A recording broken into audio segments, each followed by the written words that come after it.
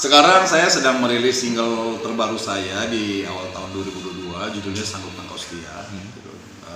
Terus saya ada beberapa bisnis online juga yang sekarang saya garap dengan beberapa pengusaha, gitu kan. Terus apa lagi ya? Ya pokoknya yang berkaitan dengan entertain, dengan berkaitan dengan publik, dengan orang banyak. Terus juga saya sekarang lagi rencana, insya Allah kalau nggak ada halangan kita mau kerjasama dengan real estate daerah Banten. Oh, bisnis properti? Ya, insya Allah mudah-mudahan gitu kan. Jadi ini sedang digojlok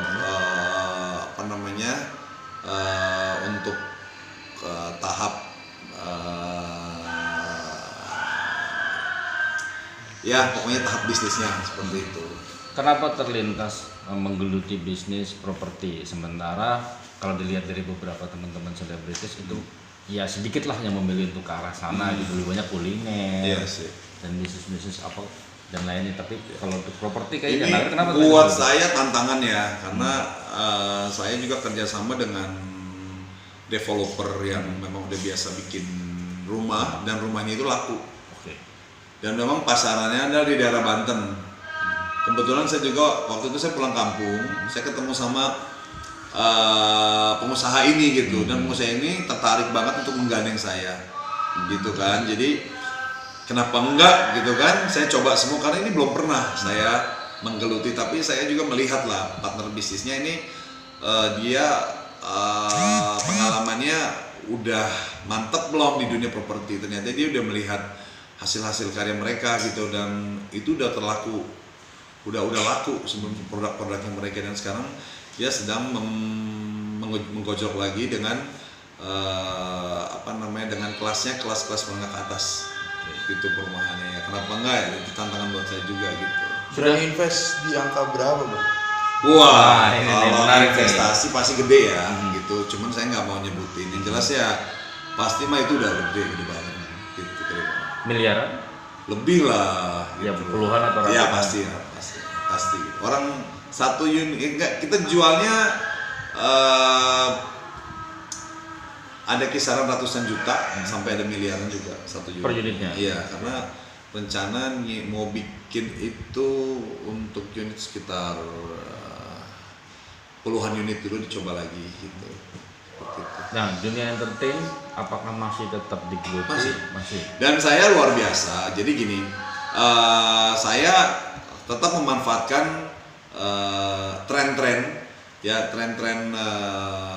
media-media yang berkaitan dengan profesi saya, seperti TikTok, seperti lebih ke sosmed ya. semua sosmed lah gitu. Dan luar biasa mereka support penuhnya itu masih, bahkan saya ada jam-jamnya gitu, jam-jam live. Jadi mereka nungguin. Mereka udah tahu jam-jam live saya. Di semua sosmed tuh? Iya, udah tahu. Semua platform. Mereka udah tahu jam-jam saya gitu. Jadi kalau pagi saya biasa live tuh jam 10 sampai menjelang zuhur. Atau mereka kalau nggak nemuin saya jam segitu, mereka nungguin lagi nongkrongin habis zuhur sampai menjelang asar. Begitu aja. Kontennya apa gitu pas lagi? Nyanyi. Nyanyi. Mereka semua minta nyanyi, request, dan mereka pada nyawer-nyawer. Jadi saya ibaratnya saya bersyukur lah, artinya gini. Mereka sampai detik ini masih seneng, masih mensupport, masih menunggu, dia itu masih mengharapkan apalagi yang baru gitu. Kayak saya nggak akan menyanyiakan hal ini gitu, karena buat saya ini adalah jembatan saya dengan penggemar, gitu kan. Saya tetap harus berkreativitas sampai mereka berbosan. Ternyata mereka nagih terus, gitu sampai ini saya seret ini gara-gara mengikuti permintaan mereka. Ngadenin mereka ya? Iya, karena kalau nggak gitu mereka kadang-kadang kalau saya nggak live, mana sih? Wah udah, heboh gitu kan. Jadi ya terima kasih banyak untuk semua penggemar gitu kan. Kalau dalam hidup ini ya pasti ada yang nggak suka. Saya yakin bukan hanya saya aja yang nggak disukai. Kelas artis yang jauh lebih tenar dari saya aja banyak haters. Tapi ya itulah kehidupan. Kalau buat saya, di dalam kehidupan saya tidak ada haters. Buat saya ada dua, ya kan? Pecinta saya dan pemberi pahala. Oke, pembenci. Itu, nggak ada pembenci. nganggapnya memberikan pahala. Memberi pahala, saya selalu bilang begitu. Di room saya ini nggak ada yang orang jahat. Ada cuma benar 2 orang ini aja sifatnya. Yang satu yang suka kasih saya hadiah, lempar gift, sama satu lagi yang suka ngasih saya pahala. I love you semuanya. Wow, banyak lagi pada gitu. Menyikapinya seperti itu.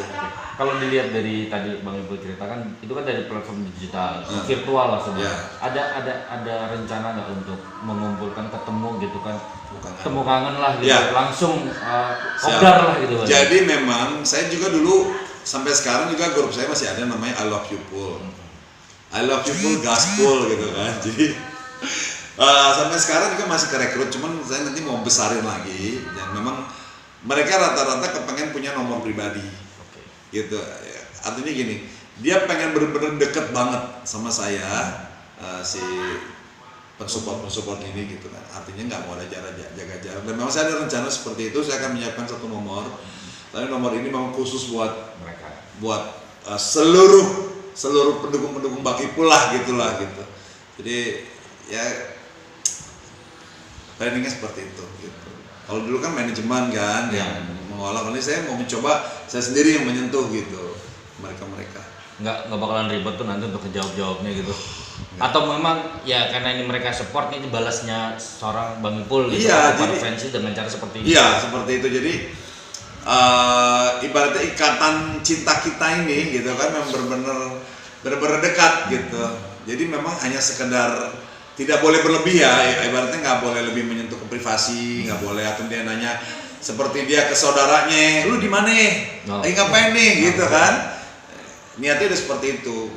Dan memang planningnya setelah umroh ini saya mau ngeberesin itu semua gitu. Dan mereka yang di sosmed semua rata-rata kalau kangen nge-DM. Dan nge-DM tangan saya sendiri yang balas. Saya nggak nyuruh manajer saya sendiri yang balas. Kok ada ya artis ya ngebalas begini? Itu ada sebuah keheranan buat saya gitu. Emang artis yang lain nggak ada yang balas? Kagak ada bang. Sekian banyak artis ya kan yang ngebalas itu cuma aku doang gitu. Aku maksudnya Bang Ipul doang. Jadi ada sebuah kebanggaan buat mereka. Kadang-kadang balasan mereka menjadi capture, dijadiin status buat dia. Gue di ballback loh gitu.